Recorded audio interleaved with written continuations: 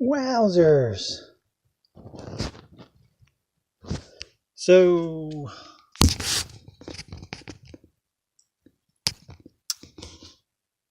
I think as Mormons, we're learning that we should have listened to the Book of Mormon. I'm just thinking about how, polygamy wasn't discussed in church or in missionary work, whatever. I guess our leaders felt like we kind of had to hide it or whatever. But at the same time, we read the Book of Mormon, and in the Book of Mormon, Jacob publicly denounces that all the guys are polygamous. And that's when it was wrong. So it's really weird. It's really weird. The polygamy thing is really weird in that context, because it's like we are told to read the Book of Mormon every day. So every day somebody's reading that instance of polygamy. And it was wrong. So even if our polygamous history was wrong, it's okay to publicly talk about it. Is Jacob condemning the 1800s Mormons for practicing polygamy? Was it kind of a warning? Or is it just a principle where we could have learned something, like, if your people are practicing polygamy, if it's part of your history, then talk about it. If it's good, talk about it. If it's bad, talk about it. So it's like it's almost like there's no way out of it with the Book of Mormon. And I kind of see the Book of Mormon as like, the Book of Mormon really could be true. It really could be the foundation that can't be broken. But we as a church do things that could be wrong, could be right, whatever. And the Book of Mormon stays as the foundation. I mean, a lot of women were abused or neglected as polygamous wives. Even one of Brigham Young's wives was, you could say she was neglected. She was really poor, and she complained about not being taken care of. But I think about like vaccines. The Book of Mormon the Book of Mormon talks about the cure for the flu. Root vegetables, maybe onions, garlic, whatever, ginger. It talks about how God has prepared a cure for diseases. But Mormons, we're kind of, here's the thing. The Book of Mormon is foreign to the world, but it's foreign to Mormons. We don't jive with the Book of Mormon. Like, what do we do for the flu? Well, we give ourselves vaccines. What do we do for a job? Well, we do whatever America gives us. There's very few Mormons that create and create their own jobs and go out of the norm, I guess. And here's my point. Because Mormons don't go out of the norm and do things that are different, I think we end up not being very loyal to the Book of Mormon. The Book of Mormon, every verse in the Book of Mormon is telling you, do things different. That here's the world. The Book of Mormon's like, here's the real world. Like, the reality is you're a spirit, and the reality is Jesus. The reality of your government is this. The reality of most people is this. The reality of how bad things are. Because it's funny how Mormons kind of reverse things when it comes to how wicked their country is. It's like, okay, this little town of Nephites, this little country of Nephites, they had secret combinations.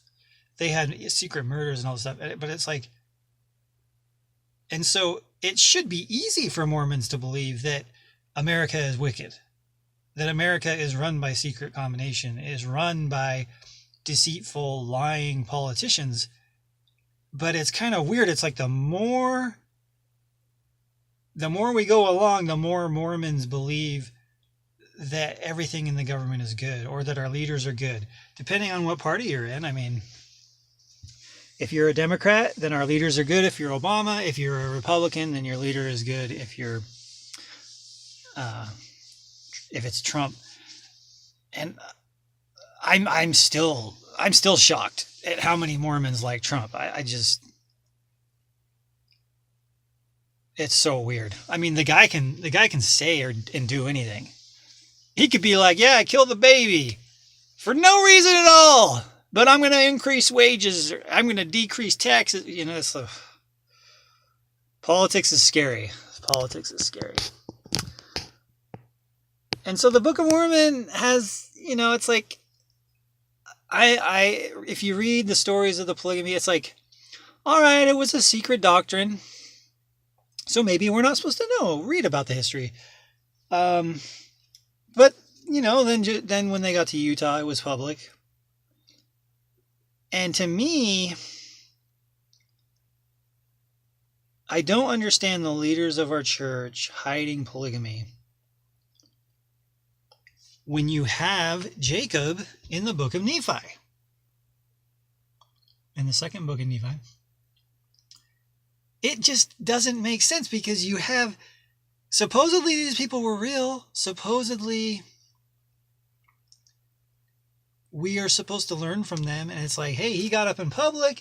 It's in the scriptures now. He wrote it down. Like, think about it. He didn't have to write that sermon down. Like, Jacob's a guy who was like a high priest, and he probably had like thousands of sermons in his life.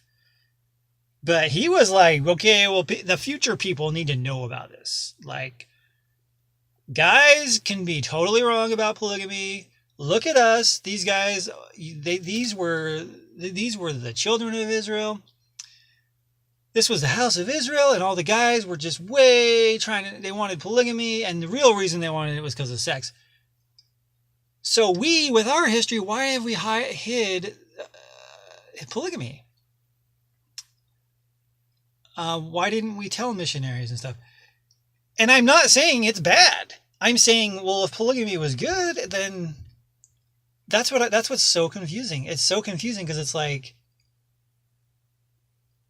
we as a church had to decide, well, it was good, it was right, it was a revelation, but it's not good for the world to know about it, and even the members. Like, it's not even good for the members to know about it.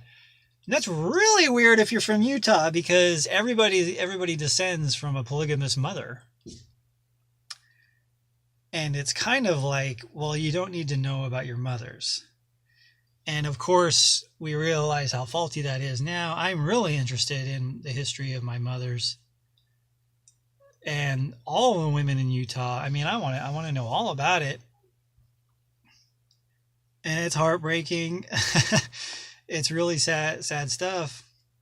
But what's new for women, right? I mean, jeez. But one lesson I've learned about early Mormon history is it sucked to be a Mormon. Like, it was never a good day. From Kirtland to Nauvoo, it was like, it makes you ask these interesting questions. Like, it's like, man, maybe it would have been better to not gather to Zion. Like, for a 10-year period, it was like Joseph Smith and all the missionaries were like, come to Zion, come to Zion, come to Zion. And it's like, come to this fire, come to this, what's the word? Boiling pot? I don't know what the word is. And it's like, whoa, like, okay, what the heck? Like, does God really want everybody to be gathering? and and that's what I'm saying. When you start getting into history, you start learning what really happened. You get all these interesting questions, all these theories in your mind. It's like, because I'm not a really involved person. I probably can't really judge what people should have done, because the people in the church were like very progressive and like, let's get things rolling. And I don't know. I think sometimes that's too aggressive. Like, people need to gather design. Jesus wants people to gather design. It's like, okay, but pretty bad things are happening. Like, our prophet's going to jail, and people are getting shot at, and it's like, all right, gather to be persecuted.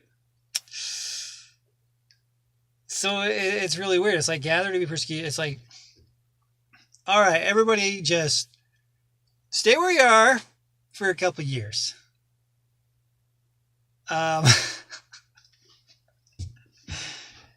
It's just these interesting, it's just these ideas, like, man, it's like, so anyway, it's like, you kind of wonder, like, these leaders were very, I don't know if aggressive is the word, especially if God is helping.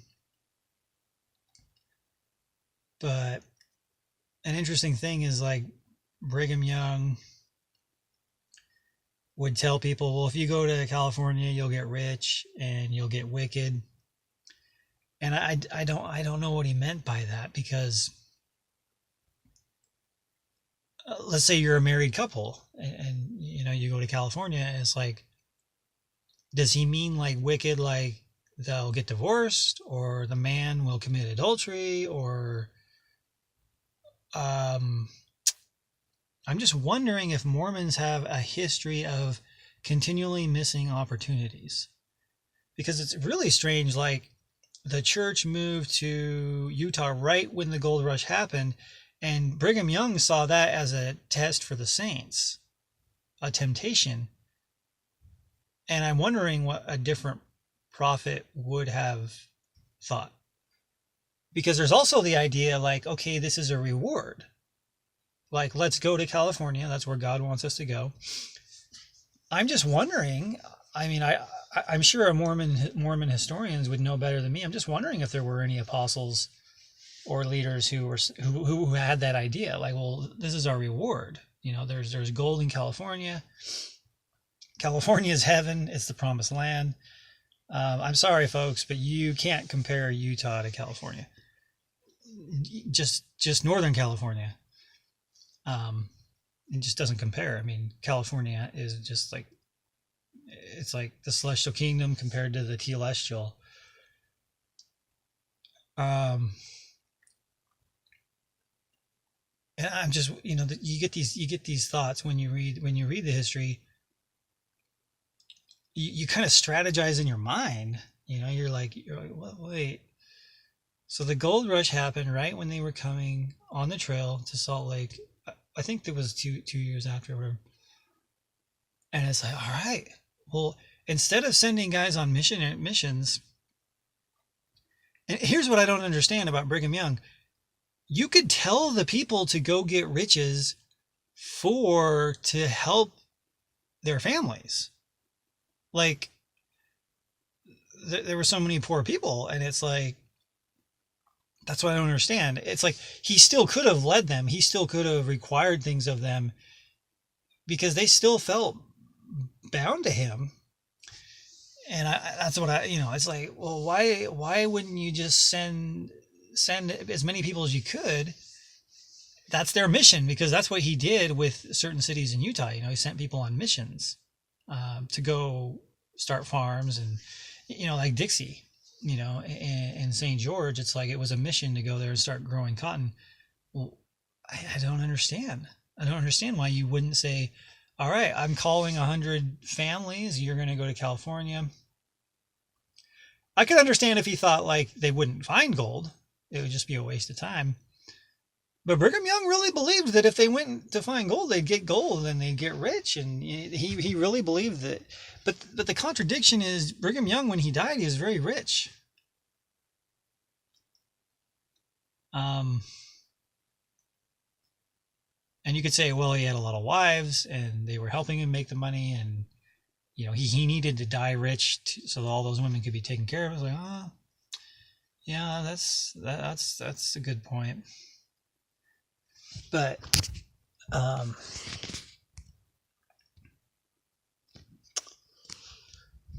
you guys got to check out these sandals. They got really good arch support. They're called Power Step. Anyway. So I'm a virgin to Mormon history. I just started getting into it. So a year from now, I'm sure I'll calm down. I'll be able more easily to accept things that have happened. But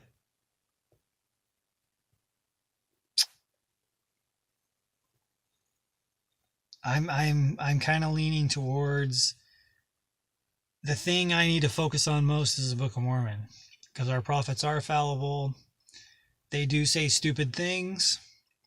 Not as much now, but in the past, and that's just, I think you just go back to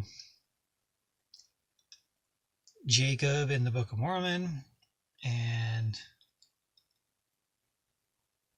why are we ashamed of polygamy? I don't know, especially now when homosexuality is perfectly fine in the world, and it's like, I don't know if we can. I don't know if we're going to make a decision on polygamy, whether it was right or wrong. But if it was right, then what's to hide?